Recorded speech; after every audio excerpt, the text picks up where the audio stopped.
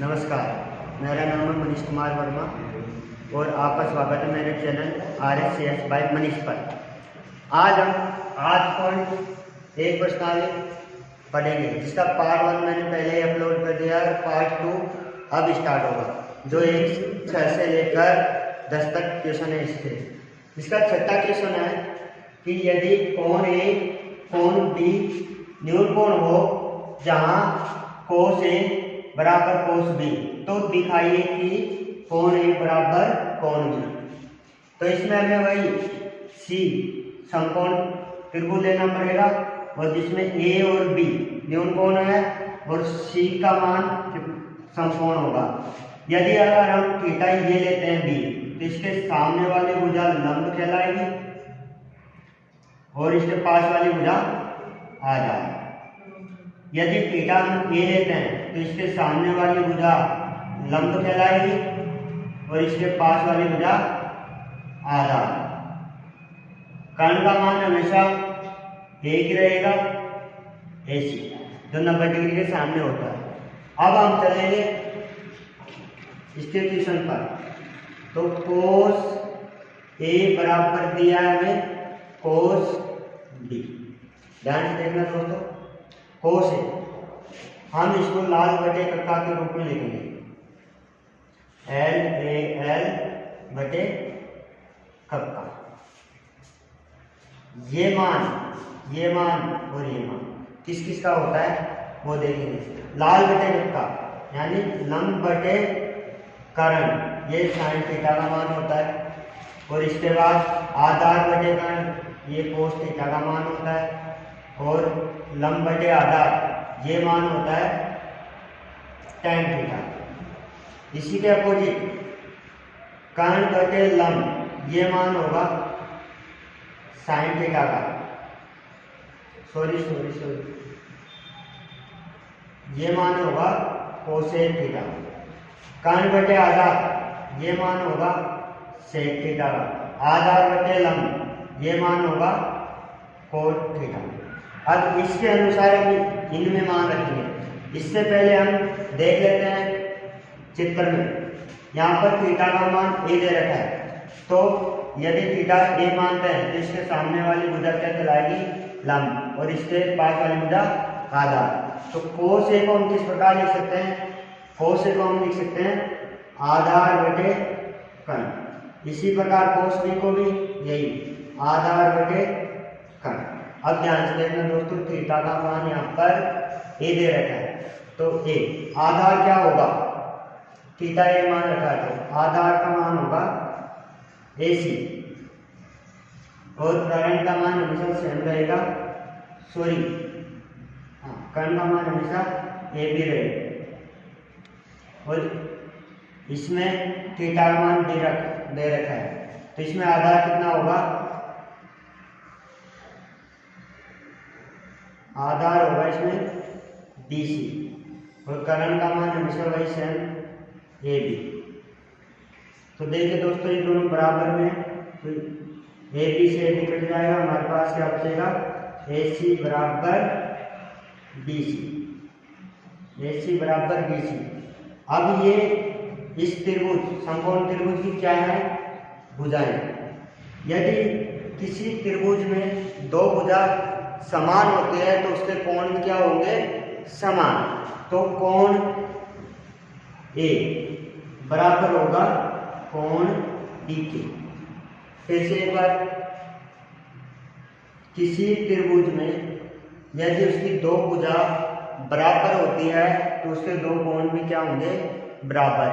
ये हमारा छठा सवाल कंप्लीट होता है। इसके बाद हम चलेंगे इसके। अब हम चलते हैं हमारे सातवें सवाल पर। इससे पहले छठा सवाल मैंने करा दिया। सातवां सवाल क्या कहता है? यदि कोण थीटा बराबर 7/8 हो तो दर्शाइए कि 1 plus sine theta into 1 minus sine theta बटा 1 plus cos theta into 1 minus cos theta. एक तो इसका मान निकालना है, दूसरा है कोस स्क्वायर थीटा, ये किसका मान निकालना है। तो देखिए, इस सवाल में मैं बिना किसी त्रिभुज के सहारे इस सवाल को करता हूँ। आप इस सवाल को देखना, समझने की कोशिश करना। तो चलते हैं हमारे छात्रों के पहले पर। आपको ध्यान होना चाहिए जो आपका ये पहला सवाल है, जिसके ऊपर में 1 plus sine theta into 1 minus sine theta, इसमें एक सूत्र लगा हुआ है। सूत्र कौन सा है? ये होगा a square minus sine square theta. Same ऐसे कैसे नीचे का है, इसमें भी ये सूत्र होगा a square minus cos square theta, क्योंकि चूंकि a plus b a minus b इसके बराबर होता है a square minus b square. अब हम इसको हल करते हैं, तो हल करने पे a का वर्ग किया तो a minus sine square theta का वर्ग करेंगे तो यही मान रहेगा साइन स्क्वायर थीटा। इसमें भी सेम ऐसे कैसे हो जाएगा, एक का वर्ग किया तो एक माइनस कोस स्क्वायर थीटा का वर्ग किया तो यही मान आएगा कोस स्क्वायर थीटा। अब इसमें भी ध्यान से देखना दोस्तों कि 1 माइनस साइन स्क्वायर थीटा ये भी एक सूत्र होता है और 1 माइनस कोस स्क्वायर थीटा ये भी एक सूत्र होता है।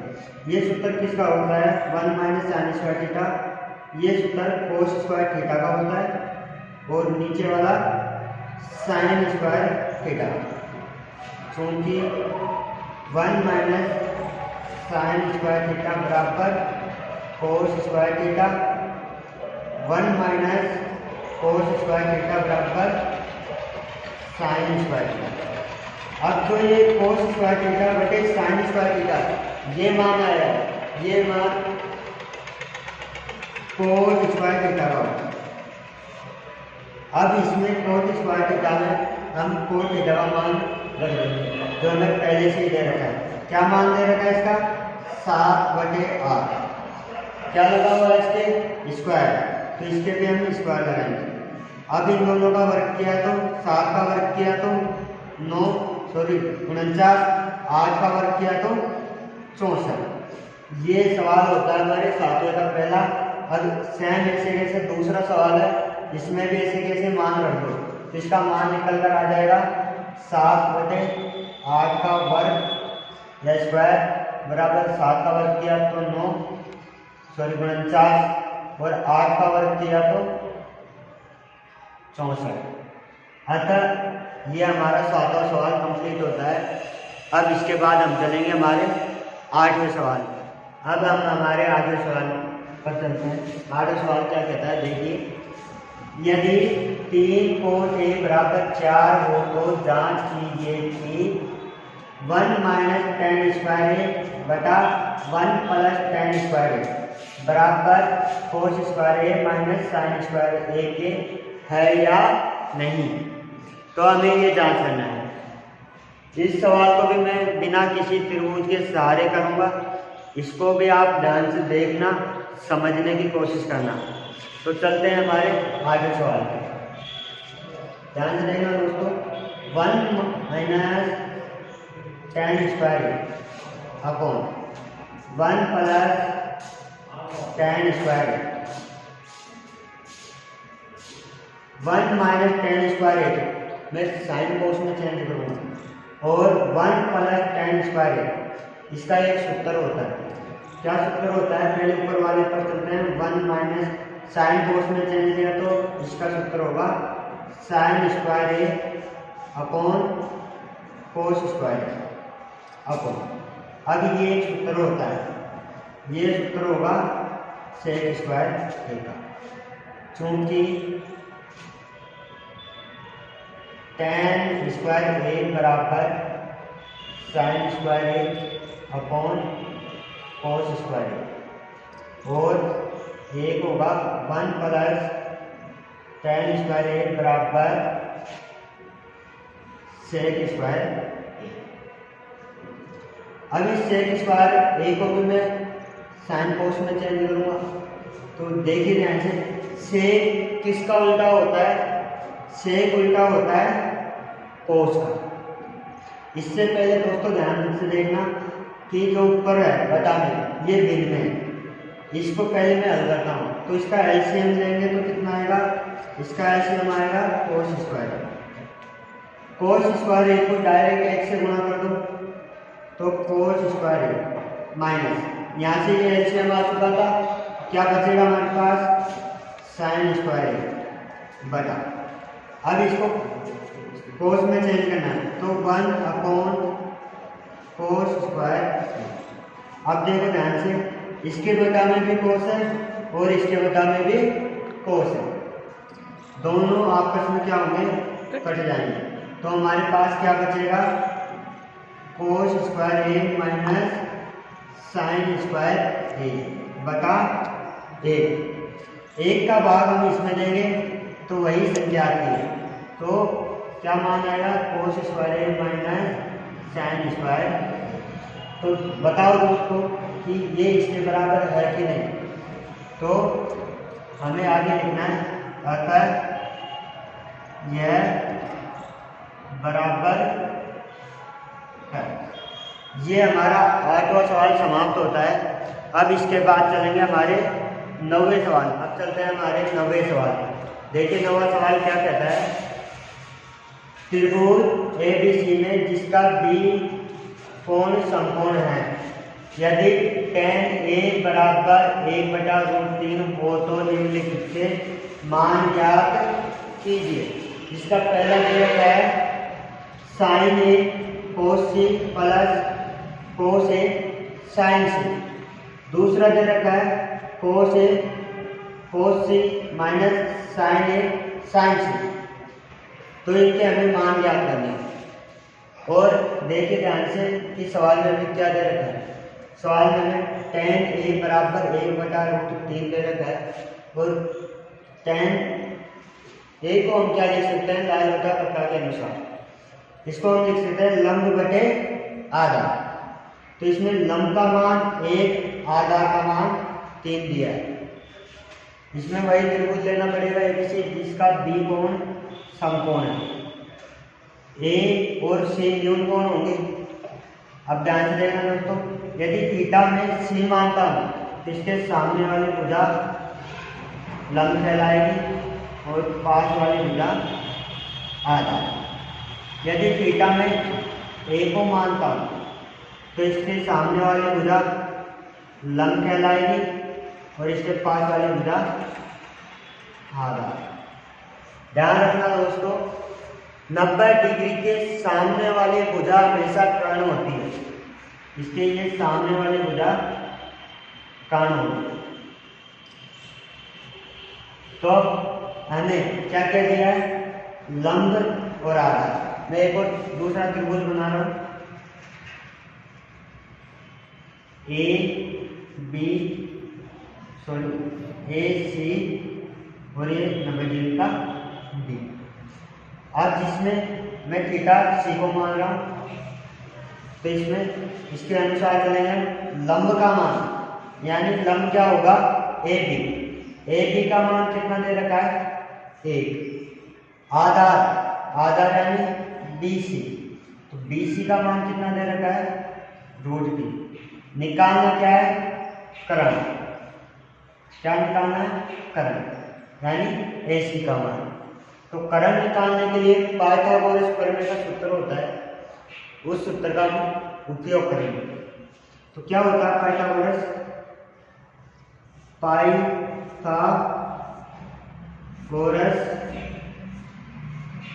प्रमेय से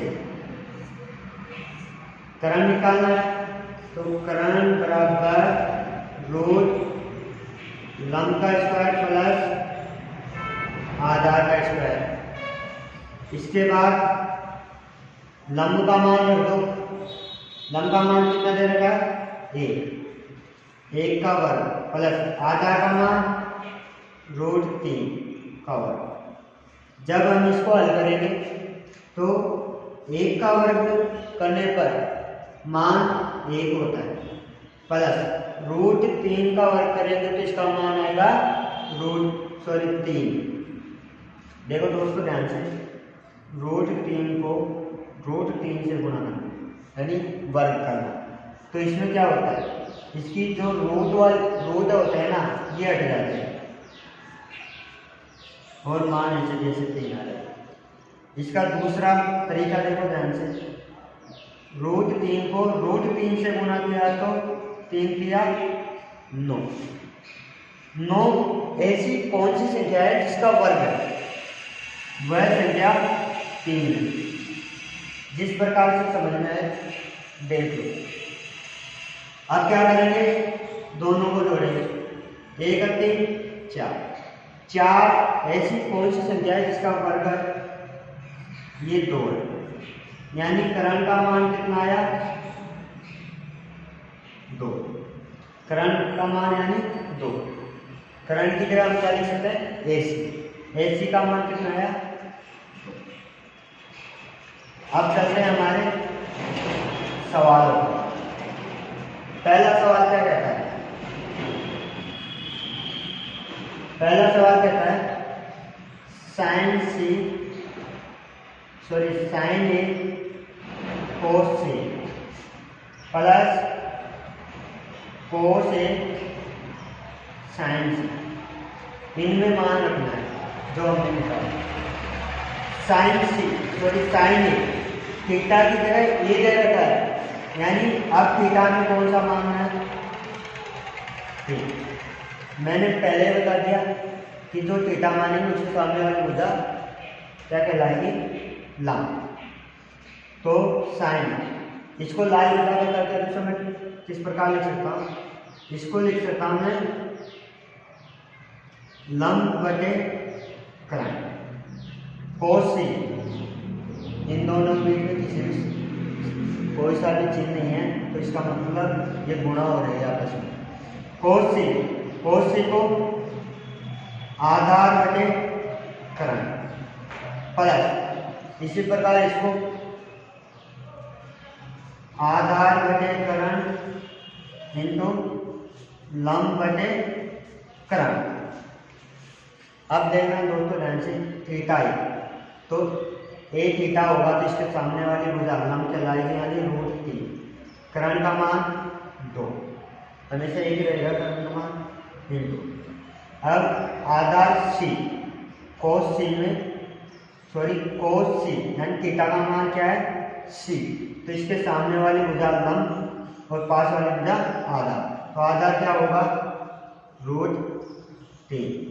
करण का मान वही 2 प्लस, अब इसमें देखना कोस A यानी थीटा का मान ये दे रखा है तो इसके पास वाली भुजा आधार यानी 1 बटे करण का मान 2 इंटू फिर साइन C यानी थीटा C दे रखा है तो इसके सामने वाली भुजा लंब यानी 1 बटे 2।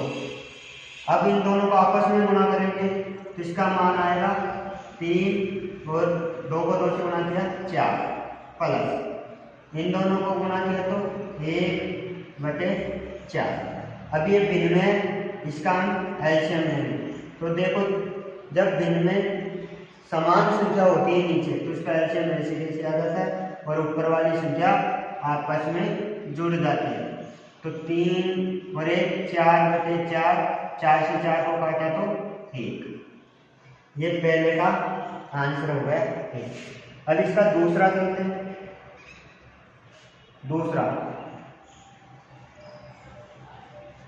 कोस A cos C minus sine A sine C। अब इसमें जो है थीटा चेंज हुआ है, ध्यान से देखना। कोस A इसको बार बार लिखने की जरूरत नहीं है, मैं डायरेक्ट लिख दूंगा क्योंकि मैंने यहाँ पर ही लिख दिया। कोस A यानी आधार बटे करण A, थीटा का मान A तो आधार कितना होगा? 1 बटे 2 इंटू कोस C ये हो गया। इसमें भी आधार √3 बटे 2 माइनस साइन A यानी लंब बटे कर्ण तो लंब का मान √3 बटे 2 साइन C यानी थीटा मान C तो इसमें भी लंब बटे कर्ण लंब कितना होगा? इंटू 1 बटे दोनों को हल किया तो √3 बटे 4 माइनस √3 बटे 4। अब देखो ये प्लस में है, ये माइनस में, तो इन दोनों को काटेंगे तो कितना मान आएगा? 0। अतः ये हमारा 9वां सवाल समाप्त होता है। अब इसके बाद चलेंगे हम हमारे नेक्स्ट सवाल 10वां। चलते हैं हमारे 10वें सवाल पर। 10वां सवाल देखो क्या कहता है। त्रिभुज PQR में जिसका कोण Q समकोण है और PR प्लस QR बराबर 25 सेंटीमीटर और PQ बराबर 5 सेंटीमीटर हो तो sin P, cos P और tan P का मान ज्ञात कीजिए। देखो दोस्तों, इसमें हमारे पास क्या क्या दिया हुआ है, पहले हम वो लिख लेते हैं। हमें दिया है पहला तो PR प्लस QR बराबर 25 सेंटीमीटर। दूसरा दिया है PQ बराबर 5 सेंटीमीटर, जिसमें हमें त्रिभुज PQR का निर्माण करना पड़ेगा जो कैसा हो? समकोण। तो देखिए दोस्तों, क्यों तो इसमें समकोण दिया है, P और R न्यून कोण होगा, जिसमें किस किस का मान दिया है? PQ का मान कितना दिया है? 5 सेंटीमीटर और PR प्लस QR बराबर 25 सेंटीमीटर, ये भी दिया है। इसमें से हमें किसी एक का मान निकालना पड़ेगा, तो QR का या PR का। तो मैं इसमें से PR का मान निकाल लेता हूँ। PR QR को 25 की तरफ ट्रांसफर करूंगा, यानी पक्षांतरण, तो मान आएगा हमारे पास 25 माइनस QR। इसको मैं समीकरण 1 ले लूँ। जो PR है हमारे पास, ये किसका मान है?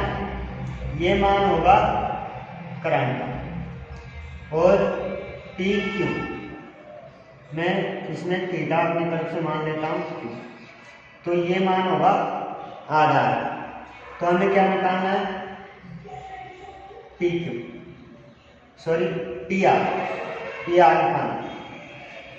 तो इसका सूत्र क्या होता है? पाइथागोरस प्रमेय वाला, तो ध्यान देना, पाइथागोरस प्रमेय से कर्ण का स्क्वायर बराबर लंब का स्क्वायर प्लस आधार का स्क्वायर। कर्ण का मान कितना दे रखा है? PR का होल स्क्वायर बराबर लंब थीटा मैंने P मान रखा है, तो उसके आधार पर निकालो, क्या होगा? QR का स्क्वायर प्लस आधार PQ का होल स्क्वायर। अब ध्यान देना दोस्तों, PR जिसका मान कहीं ना कहीं हमने निकाला था। कहाँ निकाला था? यहाँ पर समीकरण 1 में। तो मैं PR की जगह ये मान रख सकता हूँ, तो 25 माइनस QR, जिसके क्या लगा हुआ है? स्क्वायर, इसके भी लगा बराबर। QR का मान दे रखा है? नहीं दे रखा, इसको ऐसे कैसे? QR प्लस PQ का मान दे रखा है 5, इसके भी वर्ग। अब इसमें सूत्र लगेगा A माइनस B का होल स्क्वायर। तो इसको खोलो, तो A का स्क्वायर यानी 25 का whole square plus B square यानी माइनस QR का होल स्क्वायर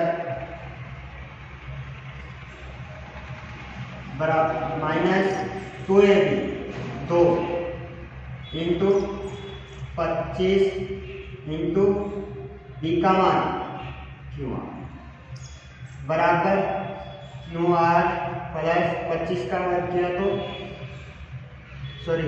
5 का वर्ग किया तो 25। अब इसको हम खोल देते हैं।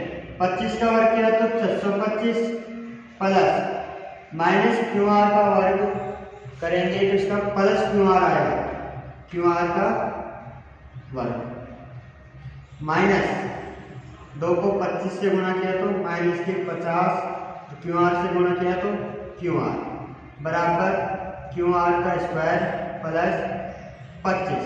अब इसमें से देखो दोनों तरफ बराबर में कौन सी संख्या समान है, ये QR का स्क्वायर QR का स्क्वायर, ये दोनों आपस में कट जाएगी। जो बचेगी हमें उसका मान निकालना है। 625 माइनस 50 QR बराबर 25, ये संख्या हमारे पास बची। 25 को 625 की तरफ भेजो तो माइनस के 50 QR को इधर भेजो, तो जो प्लस की है वो माइनस की, जो माइनस की है वो प्लस की हो जाएगी। तो 625 की तरफ प्लस के 25 को भेजा तो ये माइनस का 25 और माइनस के 50 QR को भेजा तो ये प्लस के 50 QR। फिर 600 में से 625 में से 25 गए तो यहाँ बचेंगे 600 और हमारे पास 50 QR। इसके बाद लेना QR का मान निकालें, तो QR का मान निकालेंगे तो 50 QR के साथ गुणा हो रहा है, गुणा होने वाली संख्या बटा में जाकर जुड़ती है, तो QR का मान निकालना है तो 650 गुणा हो रहा है तो इसके बटा में आकर जुड़ेगा, तो QR का मान कितना आएगा, 0 से 0 गया, 12 पंजो 7, यानी QR का मान आया 12 सेंटीमीटर। इसके बाद QR का मान समीकरण 1 में रखने पर, QR का मान समीकरण 1 में रखने पर तो हम रखेंगे PR बराबर 25 माइनस QR की जगह 12, तो PR का मान कितना आएगा, 13 सेंटीमीटर। ये हमारे PQ का मान आ गया, PR का मान आ गया कितना, 13 सेंटीमीटर और QR का मान 12 सेंटीमीटर। अब हमें निकालना है पहला साइन थीटा का मान है P जगह, तो इसको मैं किस प्रकार लिख सकता हूँ, इसको लंब बटे करण, थीटा मान P, तो लंब कौन सा होगा, ये QR का मान 12 सेंटीमीटर और करण का मान 13 सेंटीमीटर, तो लंब का मान 12, करण का मान 13, ये तो साइन P का मान आ गया।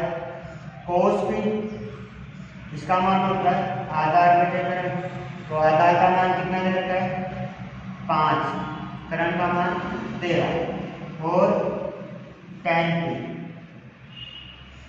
इसमें लंब बटे आधार, तो लंब बटे आधार, लंब का मान 12, आधार का मान 5। अतः दोस्तों अब हमारी प्रश्नावली कंप्लीट होती है।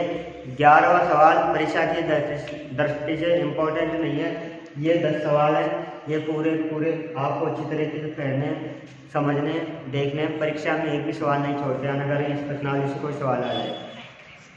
और वीडियो पसंद आई हो तो लाइक शेयर जरूर करें। बहुत बहुत धन्यवाद।